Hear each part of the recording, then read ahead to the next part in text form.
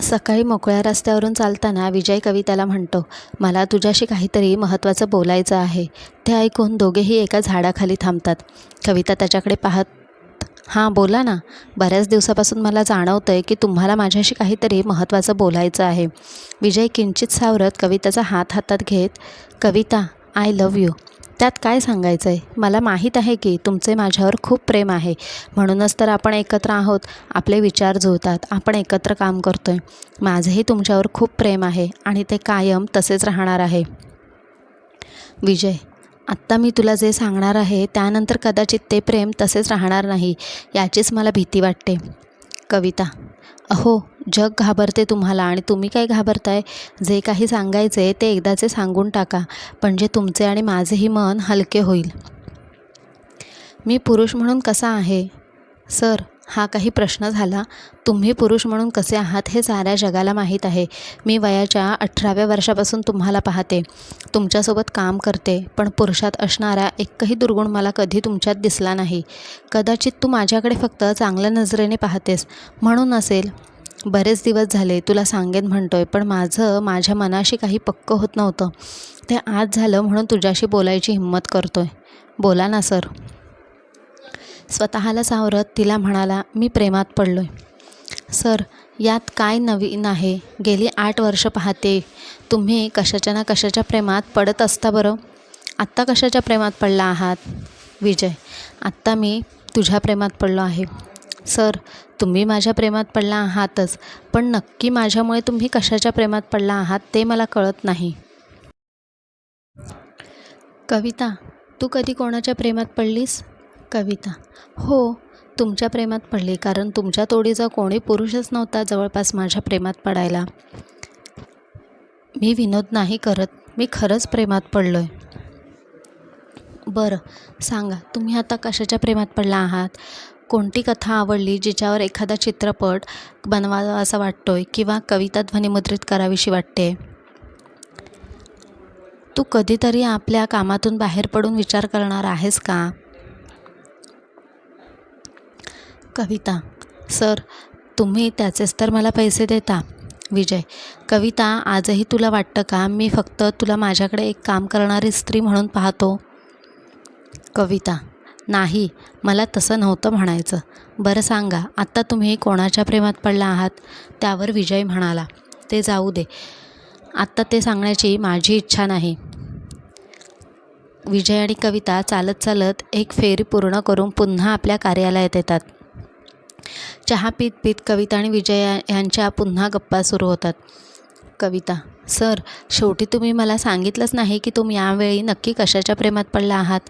विजय, तुला काय वाटतं मी कशाच्या प्रेमात पडलो असेन? कविता, मगाशी तुम्ही विनोदाने म्हणालात की तुम्ही माझ्या प्रेमात पडला आहात, पण तुम्ही माझ्या प्रेमात का पडलात? प्रेमात पडायला तुम्ही माझ्यासारखी सामान्य मुलगी का निवडाल? सर्वात महत्त्वाचं म्हणजे आपल्या वयात किती अंतर आहे हे अंतराचं सोडा, पण तुम्ही माझ्या प्रेमात पडलाच का?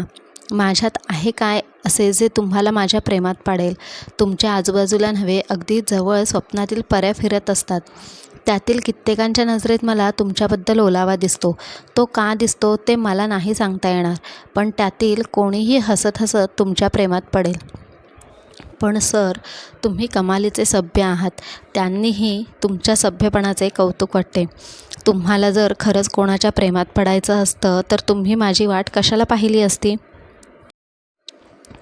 विजय, कविता, तू माझ्या आयुष्यात जेव्हा आलीस तेव्हा माझे आयुष्य अशा वळणावर होते की तेथून मला मागे वळून पाहणे शक्यच नव्हते. त्यामुळे तू माझ्यासोबत फक्त माझ्या यशापयशाचा प्रवास केलास. तुला सतत माझ्याबद्दल एक चांगला, सुसंस्कृत आणि सभ्य माणूसच दिसत राहिला. तू माझ्यातील चांगल्या माणसाच्या प्रेमात पडलीस. म्हणूनच मी तुला जेव्हा म्हणालो की माझे तुझ्यावर प्रेम आहे, तुला त्याचे काहीच वाटले नाही. पण हेच वाक्य माझ्या तोंडून ऐकण्याच्या आशेत कित्येक जणी वाट पाहत बसल्या होत्या, पण मी नाही म्हणालो त्यांना कधीच. त्या आजही मला शिव्या देत असतील. माझ्यातील चंचल पुरुष जो तुला माहीत नाही, तो कधीच कोणा एकीच्या प्रेमात पडला नाही. सतत फुलपाखरासारखा या फुलावरून त्या फुलावर उडत राहिला, एखाद्या फुलपाखराप्रमाणे. माझ्या प्रेमाचे आयुष्यही प्रत्येक वेळेला अल्प ठरले, पण तरीही ते फुलपाखरू आपली छाप त्या फुलांवर सोडत असे. त्यांनाही आज तर मी म्हणालो, माझे तुमच्यावर प्रेम आहे, तर त्याही आज तू जशी प्रतिक्रिया दिलीस त्यांचीही प्रतिक्रिया त्याहून काही वेगळी असणार नाही. आजही त्या माझ्यावर तितकेच प्रेम करतात, कारण मी वेगळा होतो इतर पुरुषांपेक्षा. मला माझ्या आयुष्यात कोणा स्त्रीच्या मागे लागण्याची गरज कधी भासली नव्हती. आजही भासत नाही, कारण त्या सतत माझ्या आजूबाजूला असतात, पण मी त्यांच्यासोबत नसतो. मी त्यांचा असतो, पण त्या माझ्या नसतात, कारण त्या माझ्या मनात नसतात. माझं प्रेमात पडणं हे फक्त प्रेमात पडणं असतं. आज जशी लोक समोरच्याकडे काय आहे, त्याच्यासोबतचे आपले नाते काय, कसे असेल, अथवा आपल्या प्रेमाचा आपल्या जीवनावर काय परिणाम होईल, हे सारं अभ्यासून प्रेमात पडतात. कित्येक आपल्यावर वर्षानुवर्ष प्रेम करत असतात, पण याला काय वाटेल, त्याला काय वाटेल, त्याचा परिणाम काय होईल, असे अनेक विचार करून आपले प्रेम व्यक्त करणे टाळतात आणि मग आयुष्यभर मनात नसणाऱ्या व्यक्तीसोबत जीवन पुढे रेटत राहतात. मला ते तसं करणं नको होतं. हे माझ्या मनाशी पक्कं होतं. आयुष्यातील एक क्षणही कोणा स्त्रीला द्यायचा झाला तर तिचं तुझ्यावर प्रेम असायला हवं. त्याला अपवाद फक्त तू होतीस, कारण मी प्रेमात पडल्यावर, द्यायचं सोडल्यावर म्हण, अथवा माझं प्रेमात पडणं थांबल्यावर तू माझ्या आयुष्यात आली होतीस. पण तरीही तू माझ्या प्रेमात पडलीस, म्हणून मला सोडून जाण्याचा विचार तुझ्या मनात कधी आला नाही. आत्ता मी विचार करतो की तुझ्याशिवाय आता कसा जगू शकेन. आत्ता सवय झाली तुझ्या असण्याची आजूबाजूला. तशी कोणी कोणाला आयुष्यभर सोबत करत नाही, हे सत्य मला माहीत आहे.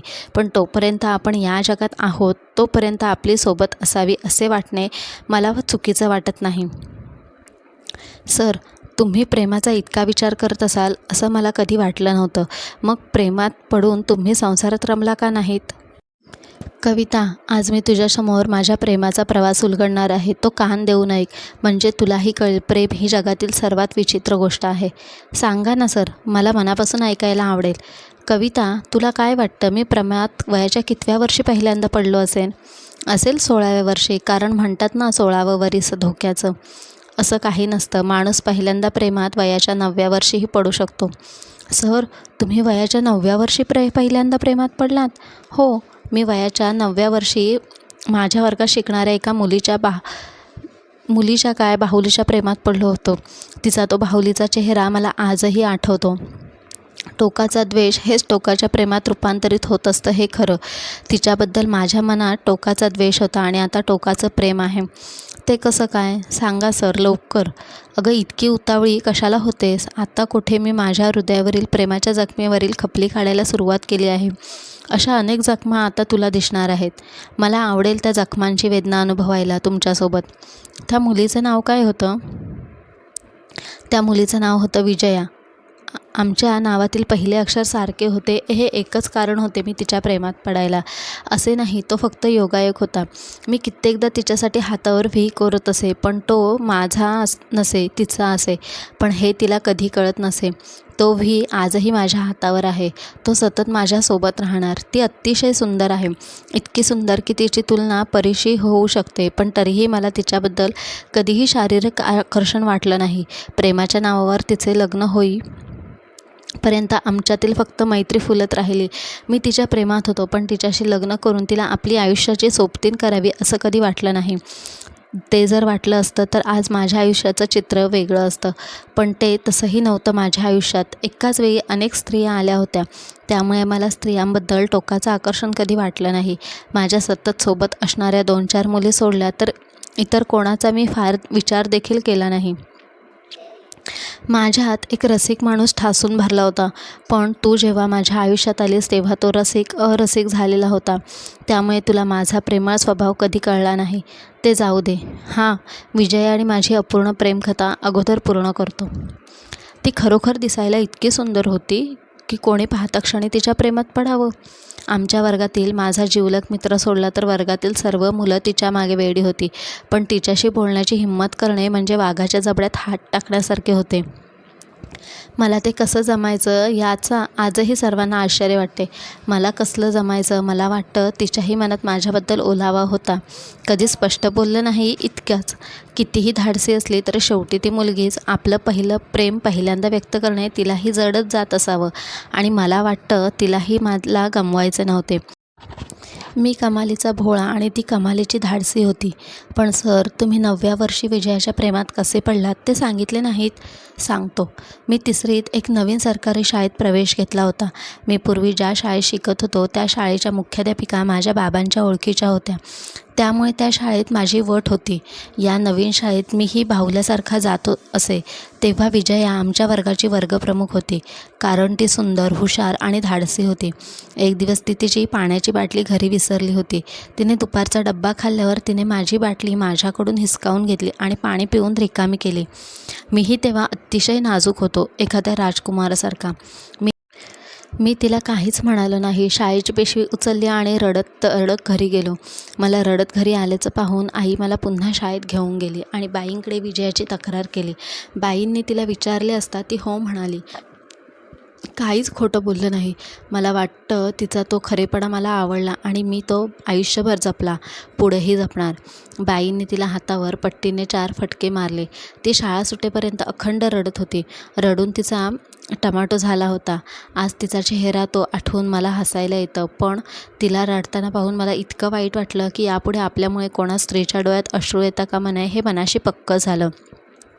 शाळा सुटल्यावर कळलं तिची आई आणि माझी आई यांच्यात बऱ्यापैकी मैत्री होती. नंतर मी नवीन शाळेत प्रवेश घेतला. त्या शाळेत तिनेही प्रवेश घेतला होता. आम्ही दोघेही हुशार असल्यामुळे आमच्या स्पर्धा नाही म्हणता येणार, पण आमचे लक्ष असायचे एकमेकांच्या प्रगतीकडं. पुढं शाळा संपली, तिने कॉलेज संपले. आम्ही कामाला लागलो. तरी भेटत राहिलो, बोलत राहिलो, प्रेम करत राहिलो, पण प्रेमात पडलो नाही.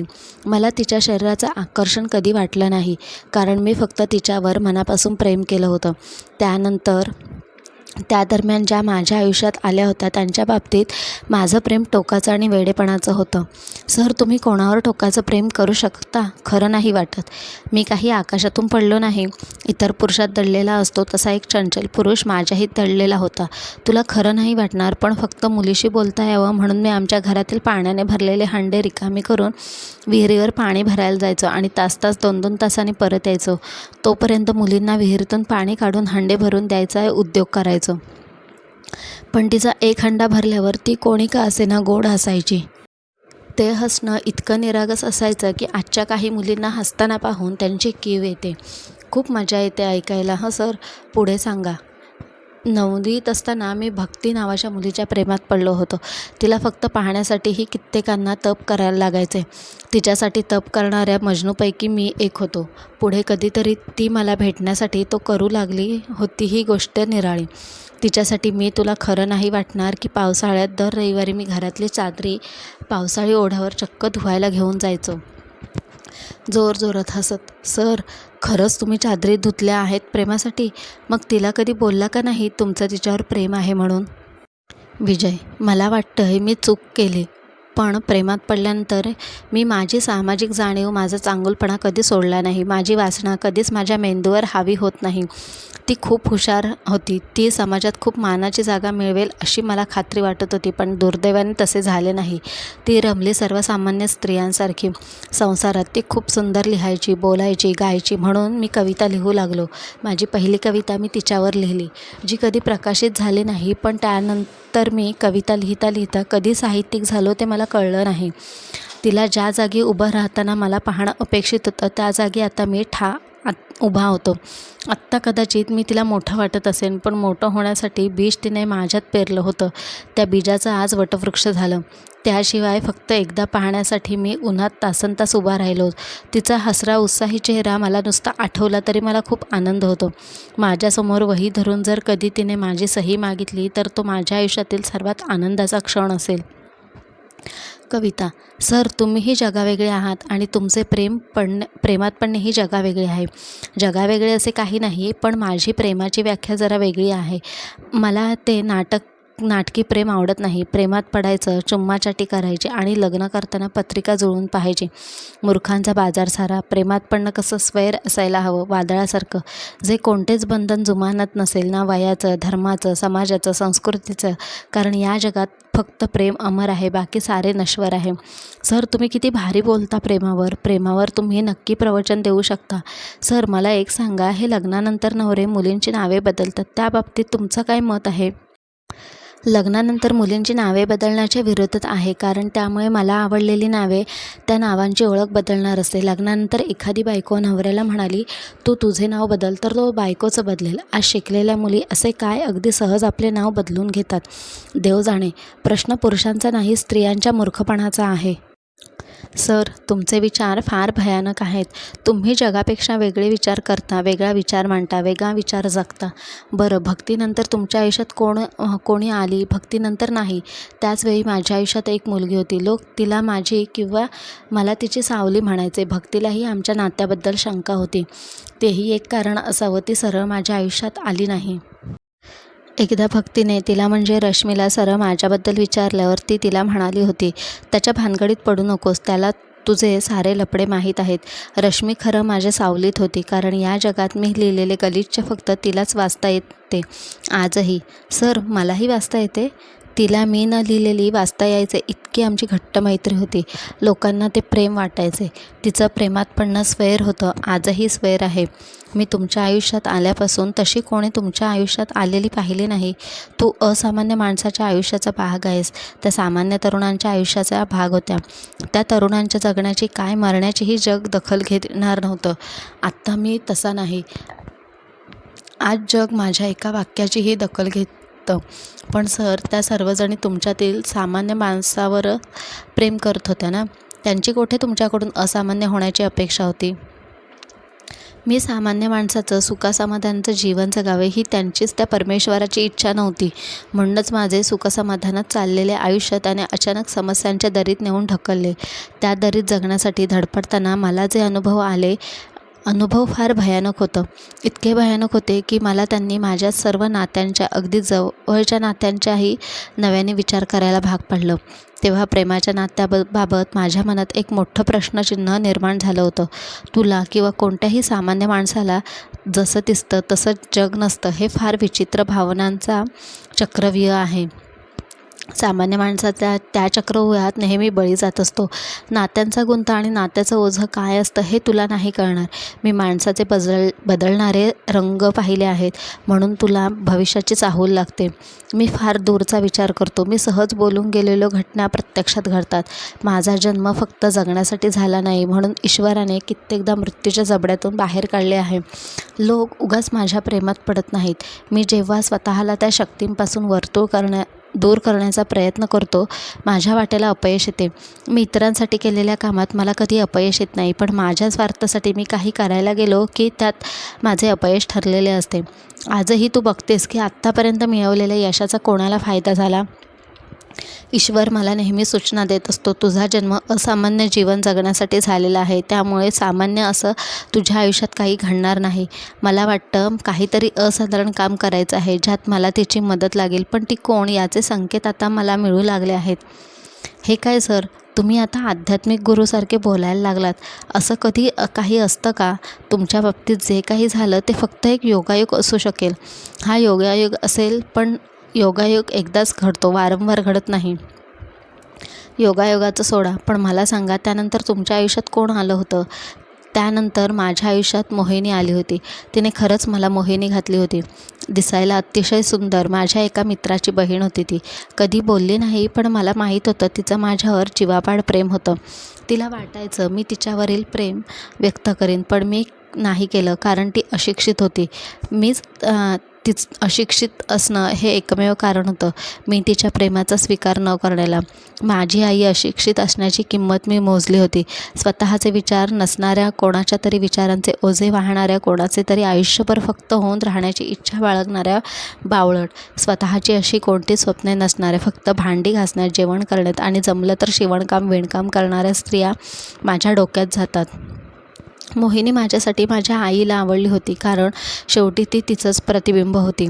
माझ्या आई बहिणीसारखी बायको नको होती. तरीही जर ती मला म्हणाली असती की माझे तुझ्यावर प्रेम आहे, मला तुझ्याशी लग्न करायचे आहे, तर मी तिच्याशी लग्न केले असते. पण तिने हिंमत नाही केली, कारण तिला मला गमवायचं नव्हतं. माझ्या नजरेतील तिची जागा तिला गमवायची नव्हती. आजही ती माझी चांगली मैत्रीण आहे. पूर्वीसारखीच माझ्याशी प्रेमाने बोलते, वागते, एक चांगला पुरुष म्हणून माझा आदर करते. पण तिचं भविष्य तेच होतं जे मी पाहिलं होतं. ती संसारात रमली होती, पण तरीही दुसऱ्याची भांडी धुणं काही सुटलं नव्हतं. फक्त हिंमत करून तिने माझ्यावरील प्रेम व्यक्त केले असते तर तिचे भविष्य बदलले असते, पण हे नियतीला मान्य नसावं. अकल्पित आहे सर. पुढे त्यानंतर माझ्या आयुष्यात पूजा नावाची एक मुलगी आली. सर्व बाबतीत मोकळी होती. तिला जगाची फिकीर नव्हती. माझ्या हातात हात घालून बिनधास्त फिरायची, बोलायची. तिच्या हातावर मेहंदी पण मलाच काढायला सांगायची. तिचे अतिमोकळेपणाने वागणे लोकांना खटकायचे, पण मला ते आवडायचे, कारण मी इतर मुलींसारखी सभ्यपणाचा आव आणत नव्हते. आज काही मुली उगाच आपण किती सभ्य आहोत हे दाखवण्यासाठी उगाच लाजत मुरडत असतात. ती तशी नव्हती. तिचा चेहरा निर्मल होता. मनात एक आणि डोळ्यात एक असं तिचं नव्हतं, म्हणून मला ती मनापासून आवडत होती. मी तिच्या प्रेमात पडलो होतो. तिच्याजवळ आपलं प्रेम व्यक्त करायचं मी मनाशी पक्कं केलं होतं आणि मी एका कामासाठी महिनाभर बाहेर गेलो. परत आलो. तिच्या लग्नाची पत्रिका हातात होती. त्यानंतर एक दिवस मी तिला तिच्या नवऱ्यासोबत भेटली. पूर्वीसारखीच, पण अतिशय सामान्य पुरुषासोबत तिने लग्न केलं होतं.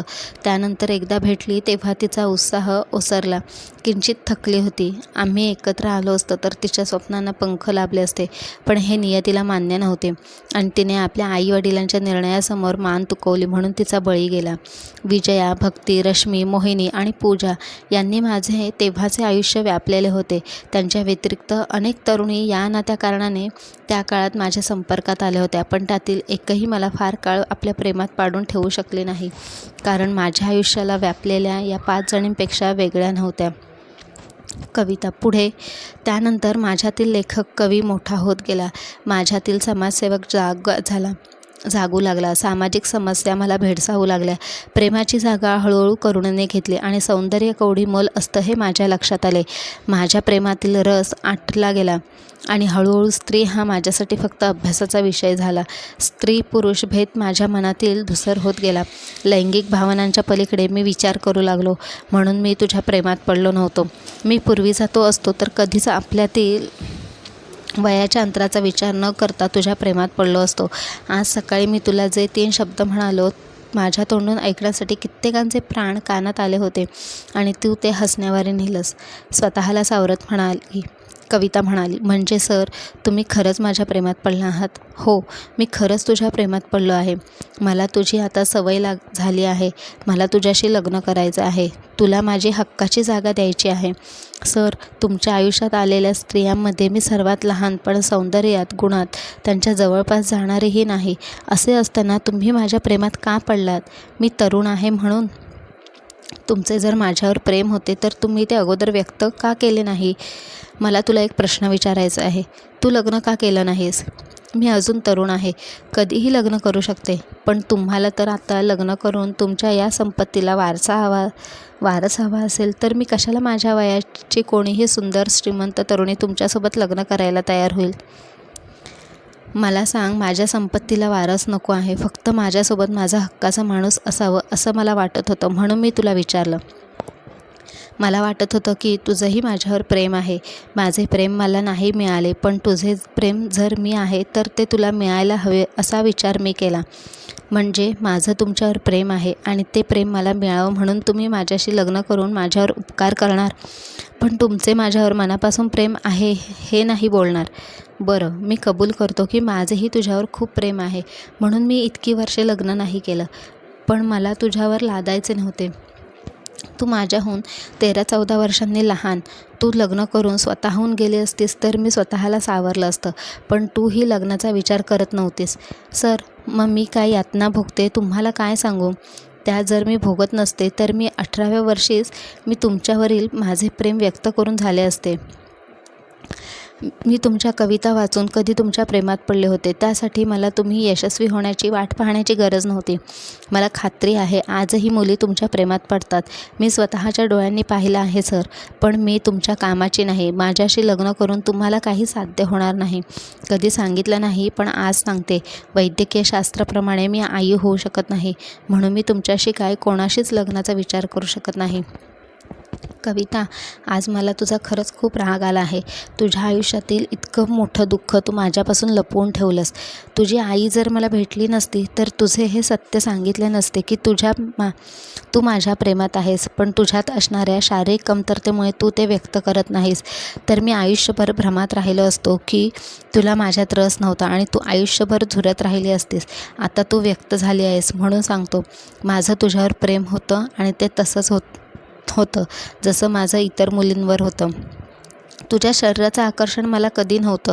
तू इतर कोणाशी लग्न केलं असतंस तरी माझं तुझ्यावरील प्रेम कमी झालं नसतं, पण तुझं माझ्यावर प्रेम होतं. हे प्रेम व्यक्त करण्याची तुझ्यात हिंमत होत नव्हती, पण नियतीने तुझी हिंमत काढून घेतली, कारण तू माझी व्हावीस आणि आपण दोघांनी मिळून त्याला अपेक्षित असणारे महान कार्य आपण करावे. म्हणून लग्न करून पोरं काढायला करोडो लोक पडलेत. तू त्या करोडो लोकांपेक्षा वेगळे आहेत. या जगात काहीतरी वेगळे करण्यासाठी आपला जन्म झाला आहे. आता समजलं, कित्येक सुंदर मुली माझ्या प्रेमात पडल्या असतानाही मी त्यांच्यात का गुंतलो नाही, कारण मी त्यांच्यात गुंतण्यासाठी माझा जन्म झाला नव्हता आणि तुझा जन्म माझ्यासाठी झाला होता. या जगात कोणतीच गोष्ट विनाकारण घडत नसते. प्रत्येक गोष्ट होण्यामागे एक निश्चित कारण असते. हे ज्याला कळते तो साऱ्या मोहातून मुक्त होतो. तू हे दुःख कवटाळून बसली होतीस. ते तुझ्या नजरेत दुःख होतं, पण माझ्या नजरेत ती क्षुल्लक गोष्ट होती, कारण या जगात आपले असे काही नसते. आपली होणारी अपत्यही आपली नसतात, ती त्यांचे भोग भोगायला जन्माला आलेली असतात. प्रेम जगण्यासाठी एक सुंदर कारण असतं, पण ते जगणं नसतं. सर, मग आपण लग्न कशाला करायचं? कविता, तुझं बरोबर आहे. खरं म्हणजे आत्ता आपण लग्न न करताही एकत्र राहू शकतो, पण ज्या समाजात राहून आपल्याला कार्य करायचे आहे, त्या समाजात जर आपल्याला प्रतिष्ठेने काम करायचे असेल ना, तर आपल्याला मनात नसताना स्वतःला लग्न नावाच्या बंधनात गुंतवून घ्यावे लागेल. आजपर्यंत माझी मदतनीस म्हणून तुला मिळालेला मान आणि माझी पत्नी म्हणून मिळणारा मान, अधिकार फार वेगळे आहेत. आपले लग्न होताच आपले जग बदलेल, कारण आपला जन्म जगाला बदलण्यासाठी झाला आहे. तुमच्यासोबत राहणे माझे स्वप्न होते. तुमचे होऊन राहणे हे माझे ध्येय होते आणि मी तुमची न होणे हे माझ्या नियतीला मान्य नव्हते. मी आयुष्यभर घडणाऱ्या घटनांचा अभ्यास केला, तेव्हा मला जाणवलं की वर्तमानात घडणारी प्रत्येक घटना भविष्याशी संबंधित असते. आपण उगाच घडणाऱ्या घटनांसाठी स्वतःला अथवा इतरांना जबाबदार धरत असतो. हे जग स्वयंचलित आहे. हे ज्ञान एकदा प्राप्त झाले की माणूस मुक्त होतो बंधनातून. सर, मला वाटत होतं माझं आयुष्य निरर्थक आहे, पण तुम्ही माझ्या आयुष्याला नवीन अर्थ दिलात.